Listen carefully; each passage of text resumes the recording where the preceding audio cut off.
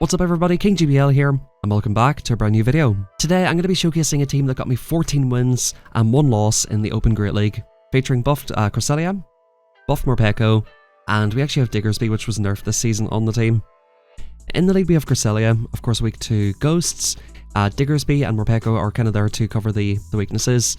And as you're seeing from this first game, we're running Seed Bomb on Morpeko. That was the buff this season. So the difference with Seed Bomb now compared to last season is, on Morpeko, we get there in 5 in the first one and 4 in the second one. It's quite a nice difference because ordinarily you would be going for Psychic Fangs, and Morpeko is really good at drawing out Mud Boys, right? So the ability to potentially one-shot some Mud Boys with Morpeko is just absolutely huge. And I think in general, with the way the moves have shaped up this season, if you think about the Pokemon that have been buffed, this has definitely turned into more of a flying meta with Togekiss, Altaria being quite common as well, Charizard, and a lot of Pokemon. There's definitely a lot of waters in the meta, Corviknight as you're seeing on screen. There are a lot of targets for Morpeko at the minute, and I think just paired with Cresselia, which is extremely bulky, it got a buff to Confusion, so it's no longer in Psychic Cut, I was going to call it, a Psycho Cut, which of course is a high energy generation move, but it does very little damage and leaves a lot to be desired with Cresselia. This is actually quite a nice thing for this, where you can actually land a move and farm something down, or for example, if you take the match with Dunsparce, you can land 2 Grass Knots, and then you can look to basically maybe get 1 or 2 Confusions or just about knock it out with 2. So that is a huge benefit to Cresselia. Normally for Grass Knot, it was going to be 5 and then 4 for the second one. It's actually 4-4-3 now, and I believe Moonblast is 5-4, so it is quite a substantial difference, and Cresselia was really strong, and so was Morpeko, so highly recommend checking out this team. We went to 14-1 with this team today, and that was at around rank 18, so massive performance, like a 93% win rate or something crazy like that. Definitely check out this team, check out these buff Pokemon, and without any further ado, let's check out the battles here. If you guys do enjoy today's video, or if you want to show some support on the channel, please drop a like, it helps out a lot, it helps grow the channel. And guys, we have been growing quite a lot recently. Big thank you to everybody who's been checking out the streams. Pretty often we hit 150 to 200 people watching, which is amazing. Big thank you, and a big shout out to everybody who's been checking out the videos this season. Anyway, we safe swap out, we draw out the Azu. This is a really funny matchup because if you do get a debuff in the first one, I believe you might be able to just about survive 2 Ice Beams. As you're about to see here, the Azu can't quite farm us down because we got the debuff. They're forced to throw energy, and at this point guys, this is just complete fodder for Morpeko. They swap straight out into the Quagsire, knowing that I've got Cresselia. Are they really going to shield this move here? Let's find out. The opponent lets the Seed Bomb go, it doesn't quite one-shot them. So Seed Bomb, it's lower energy cost now, but it does less damage, right? So ordinarily that would one-shot a Quagsire, but with the season's move update, it doesn't quite do that. So that's very cool. The opponent just top lefts the match, knowing that it's basically curtains for them, and hopping into the next one we get a Gyarados. I would consider this pretty neutral, or maybe slightly bad for Cresselia. Crunches will definitely do a lot of damage, especially from the shadow.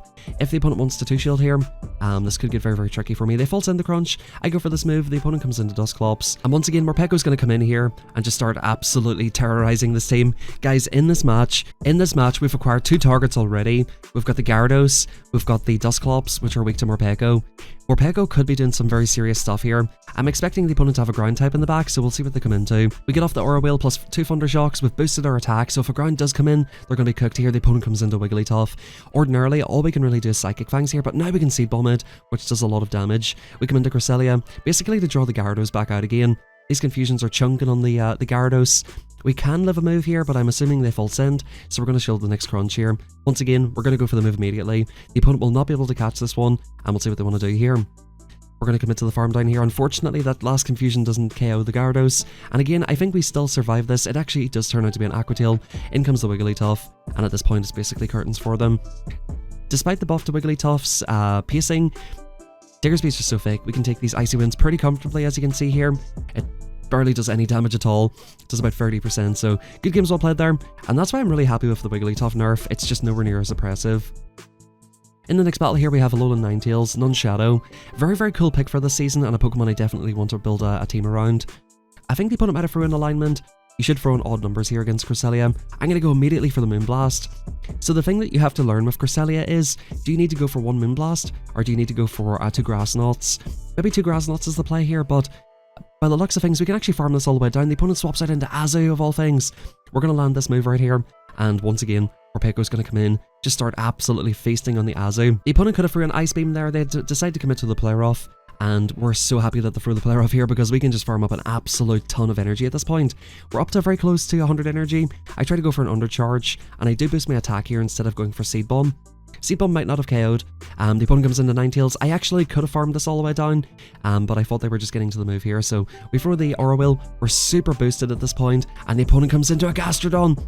Are they going to respect this move? This should be an electric move or a Psychic Fangs. They do respect it. It looks like people are starting to see a little bit of this in the meta. We bring in the Cresselia right here. And this is going to get really tricky. I think probably the play here for me was to bring in Diggersby at this point. I think also had I committed to the farm down against the Ninetails, I could have been in a much better spot here. Because at this point, I don't think we reach another move with Morpeco, and the opponent will reach multiple Water Pulses. So possibly this could be the loss here. Let's have a look. Water Pulse number 1 comes in. The opponent did build up to back-to-back. We go for a 1 and catch onto the Morpeco. And now at this point, we actually probably have a chance to win this. Diggersby, like I said, is very, very thick. The opponent has no catches remaining. And especially if we get a debuff, we're in a fantastic position here. We don't get the debuff, but that does a lot of damage. 1 Water Pulse plus 1 Body Slam will not KO. And I think we're just going to IPS to the Fire Punch here. The opponent ends up conceding the match, and that's good games well played. So a little bit of a misplay, but we do go 5-0 in the first set, which is wonderful here, of course. This team definitely worked super, super well. Dunsparce lead. You're going to see what I mean about this, right? I think I do end up going for Moonblast on this occasion, which is not the correct move. Now, this is a very tricky matchup with timing. They go for Rock Slide, which is not the correct move. You want to throw on 2. Using a 4-turn move versus a 3-turn move, you want to throw on 2 or 5. We end up taking multiple moves, and I do go for the Moonblast here. Like I mentioned, Double Grass Knot would have been better here, because as you can see, that doesn't quite KO. And we're in a bit of a sort of awkward spot. I think I decided to take this and swap out. One thing I'll say about this team, guys, is if you can bank energy with Cresselia, you'll be in such a good spot. Grass moves plus Moonblast will hit so many different Pokemon for super effective, right, in this meta.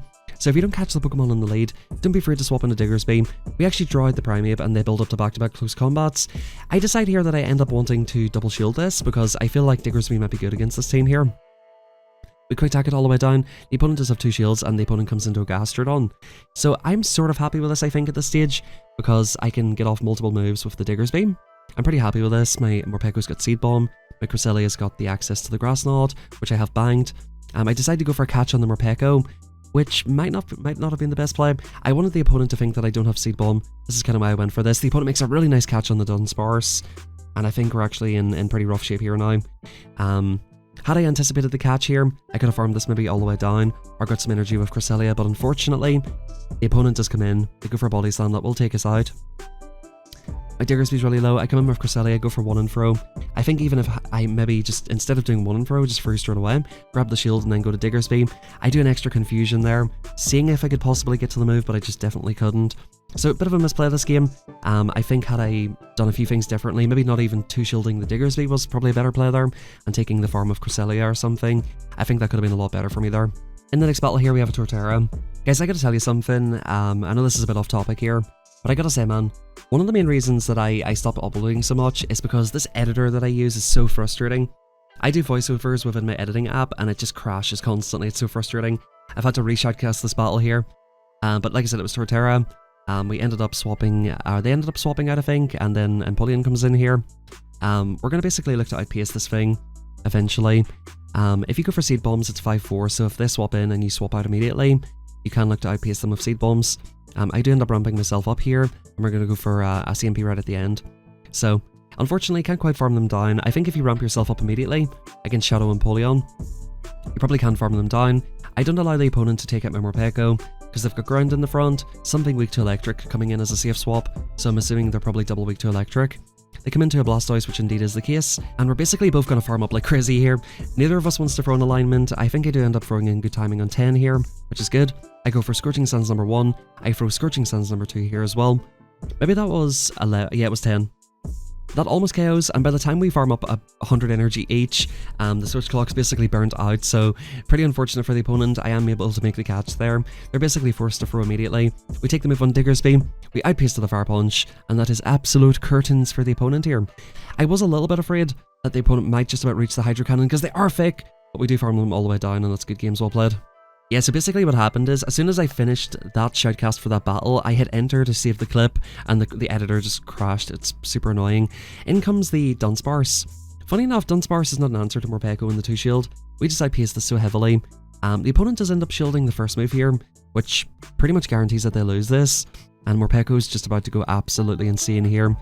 Aura Will number 1 comes in. We're firing off Aura Will number 2, which will look to KO the Dunsparce. They double shield here, and we're in just such an amazing position now. The opponent, after throwing this, I believe, are 4 rollouts off, so I could do up to 6 in throw here. I do 1, 2, 3, 4, and the opponent swaps out. They come into Ninetails, I overfarm a little bit. This is going to look to absolutely one-shot the opponent. Because I'm counting perfectly at this point, I know I can still do 1 in throw if they come back in with Dunsparce. They come back in with Dunsparce, we get off the Aura Wheel. Now Dusclops is coming back. I believe they're 2 hexes off a move if I'm not mistaken. I'm only 3 Thundershocks away, so we can look to CMP this move. GG's, thanks for playing. Morpeco single-handedly wiped out this team, and that's why even without Seed Bomb, Morpeco is disgusting this season. I think it's going to be a very, very good pick. It beats Dedenne, it beats all of these, a lot of these buff Pokemon, and it's definitely well worth using. The opponent comes in with a Serperior in this next game, a very, very interesting lead for the opponent.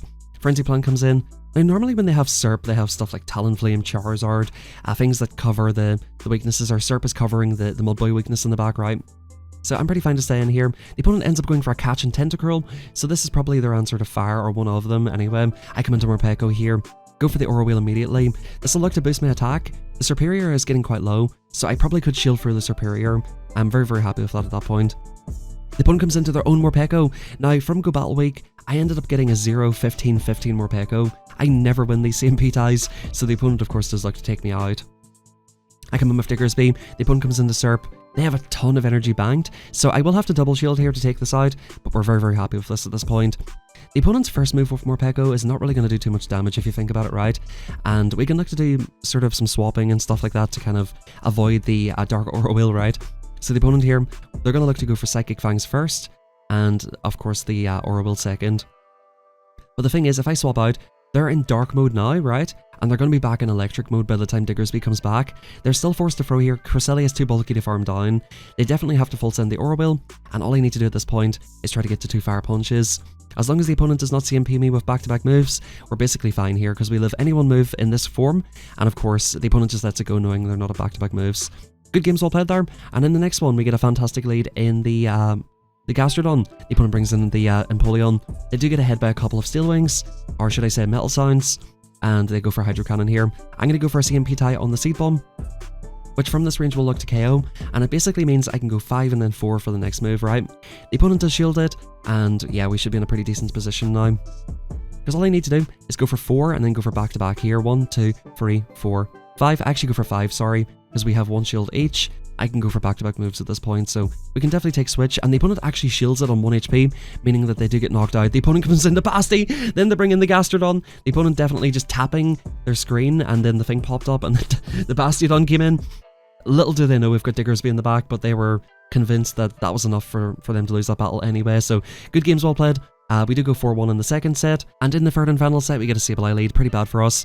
They do a lot of fast moves and then swap out into Cresselia of all things. Cresselia is not an answer to Morpeco or even close. Yeah, sure, you can take 1 move, but Morpeco is just about to go crazy here at this point. Of course I'm shielding, right? I'm assuming they probably have a ground in the back, so I'm going to farm up a little bit of extra energy here. We go for 5 in throw, and we're going to look to try to ramp ourselves up. Basically try to solo this team with Morpeco. The opponent shields, I go for 1 in throw here in the next Aura Wheel, which will look to be deadly from this range. The opponent can shield, but of course they're going to get outpaced, and I'm going to overfarm quite a lot, and the opponent ends up bringing in an Altaria. This is rough for the opponent. So we go for the double or triple boosted Aura Wheel at this point. This would absolutely obliterate them, even though they're such a bulky Pokemon. At this point, we're going to swap back into Cresselia, look to draw the lead back out, we take any move they want to throw, and we should be in a great spot here at this stage. Scat Attack comes in, the opponent brings in Sableye, and because we have access to Moonblast, we can do heavy, heavy damage at this point. Now, because they're non-Shadow, we don't actually one-shot them with Moonblast. If it was a Shadow, of course, that would look to take them out. And the really cool thing here as well is, we don't even die to a foul play, so 2 more Confusions land, putting it into perfect farm down range for Morpeco. We do not get denied, and we can get a farm down. They go for the big move, Dazzling Gleam. Foul play would have been enough there at that point. Aura Wheel is going to do heavy, heavy damage, and even if they do take us out, I'm going to get through a few boosted Thunder Shocks, and Diggersby is going to quick attack everything down at this stage. We get them down to 1 HP. The opponent possibly just wants to see my last Pokemon at this stage, because it is absolute game over for them. So yeah, GG's to that opponent there. Morpeco just was able to turn the tables on them there. Stunfisk in the next battle. This is a winning matchup for Cresselia. We do live probably about 4 of these Mud Bombs, and they do not live to Grass Knots, so that's good. They swap into their own Cresselia, and we bring in Morpeco. Now, as you can see here, It's going to be kind of awkward because by the time we get out of this matchup, I'm going to need 2 moves here, and we're going to be back into our electric form, right? So ordinarily, we could only throw Psychic Fangs on the Stunfisk, but we're going to boost ourselves twice, and we're going to throw a Seed Bomb, which of course will be super effective. Stunfisk is a very bulky Pokemon, so it won't be looking to KO or anything like that, but this is definitely very, very good. We get heavy damage on the Stunfisk here no matter what. Unfortunately, they do go for a CMP tie. I do have 2 strong answers to Stunfisk, so I wanted to get this off and swap out. As you can see, I'm tapping my swap. It's not going to happen. It is a CMP tie, and I am going to respect this move and swap out here. We have 2 answers. We bring in Diggersby, and the opponent brings in the Giraffe. The Giraffe of all things. It is made of absolute paper. They will go for Trailblaze, which of course is a super effective move, but I'm going to go straight Fire Punch here. I'm not even going to build up to the move. I'm going to go straight Fire Punch, just to basically get as much energy off as possible on this Pokemon, try to chip them down into a range where it's going to be very easy for us to deal with this. The opponent finally realizes that we're going to basically reach another Fire Punch. They can't really do anything here. I can come back in with Morpeko, look to farm this down, and get off a Seed Bomb on the Stunfisk. The opponent does not want that to happen. We swap into Cresselia immediately. We're almost at back-to-back Grass Knot, so we're just in a fantastic position here at this stage. As I said, we can take about 20 Mud Bombs from this thing. Stunfisk, it's a very cool utility Pokemon, but man, I've never seen a more underwhelming Pokemon than this one. Pancake gets flattened and kicked to the curb, and that's good games well played. In the next battle here, we have a Dugers. This is a good lead. Once again, a 4-turn versus a 3-turn. They're going to get their move off first. We want to commit to a 2-and-fro here, or a 5-and-fro. So they 5-and-fro the Icy Wind. I'm going to 2-and Grass Knot. I still think 2 Grass Knots KO.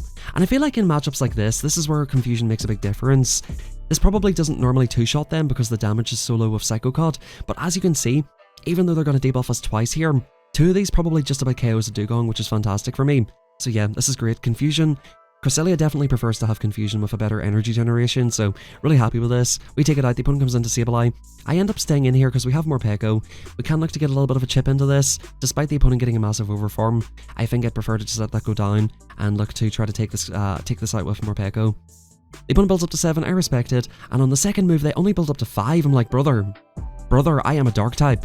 I do not need to shield this move. So we don't shield it. The opponent comes into their own electric mouse. They come into Dedenne. This is just GG's. They farm up to the play rough. I don't think they're going to be at a Diggersby here. We go for Scorching Sands, and I do believe we even get a debuff here. In my opinion, this season, even though Dedenne is kind of a stupid annoying Pokemon, I think Morpeko's just got so much potential to even be better than Dedenne this season. Just because if you think about the move updates, right? Oh, this team, by the way, is really weak to bug, but the move updates are so anti-bug that pretty much one of the main counters for Morpeko's gone. In things like Bug Bite Pokemon, you're not really seeing as many fighters this season because you do have things like Togekiss everywhere, Dragonite, Charizard. All of these anti-fighters are meta now at this point. And even things like Primeape and Annihilape, they don't really want to let a move go from Morpeko, so it's definitely a very, very good matchup there. If we were able to draw it out, it's honestly very, very fine because we can take care of it with Cresselia afterwards. The opponent brings in their own Cresselia. As you can see, for some reason, today Cresselia is really popular. I've seen about 5 or 6 of them maybe today in 25 battles. This Pokemon's definitely picking up some pace. I'm not sure if I'm the first person who showcased it, or if somebody else has been saying how good this Pokemon is, but it's a Pokemon I've wanted to use. Very, very cool and very fun one, and I think paired with Morpeko, it's just absolutely disgusting. The opponent brings back in the Penguin. They're just going to get farmed all the way down. Morpeko, just doing what Morpeko does, absolutely terrorizing teams. In comes Altaria. They can't really afford to let any of these moves go. They can't really quite farm me down. And if they don't go for Flamethrower, they're not going to KO, so I'm very happy to stay in here, get the boosted Thundershocks through. That ends up being a CMP tie. They cannot afford to let this go, and we have a Moonblast banked with the Cresselia. As I mentioned earlier, having Energy banked with Cresselia, absolutely amazing. It pretty much goes somewhere on the team at all times. We even do one more Confusion to make sure this does as much damage as possible. Believe it or not, they actually do survive this. Altaria is bulky, we're bulky. That's always been the underwhelming thing about Cresselia. But like I said, with the new fast move, it just makes such a huge difference to it. We quick attack all the way down. The opponent sees the writing on the wall. That's GG's, absolute curtains for the opponent. Guys, thank you very much for watching. In this final battle here, we've got Dunsparce. We're going to go for double Grass Knot this time. Massive thank you everybody for watching. Really appreciate all the support in the channel. Please drop a like on this video, it really helps out. Subscribe to the channel. We hit, I think, 7.5k recently. I'll just double check that. I think we hit 7.5k recently, or we're getting very close to it. So big thank you, big welcome into everybody who's new, and a big shout out and big thank you to everybody who checks out the streams and videos. So yeah, we go for our second Grass Knot, I'm assuming here. I'm actually looking at my phone here, so I'm not really watching the battle. In comes Drifblim. I decide to stay in to take the farm down just because our Diggersby's horrible into this. I'd rather keep the Morpeko here. Even though they get an energy lead, we can outpace it in the 2-shield, and that's basically what we plan to do. We get Orwell off. This will look to one-shot them, of course, even despite the debuff, and because we're ramping ourselves back up here, we're basically able to farm this all the way down. I do end up making a slight mistake this battle. I end up swapping out at the end, so it must be 5-4-5 for Icy Wind. I thought it might be 5-4-4. I'll actually just double check it, but that's what I thought at the time. I thought it might be 5-4-4. Having a quick look here, yeah. So, or sorry, yeah, so with Astonish it's 5-4-5. So that was a slight mistake I made there. Doesn't matter, we do end up winning that battle, and that's good games. Thank you very much for watching, guys. We go 14-1 with this team. Check it out, try it out for yourself. And more importantly, guys, God bless, have a fantastic rest of your day, and hope you all enjoyed the video. Take it easy, and I'll catch you all next time.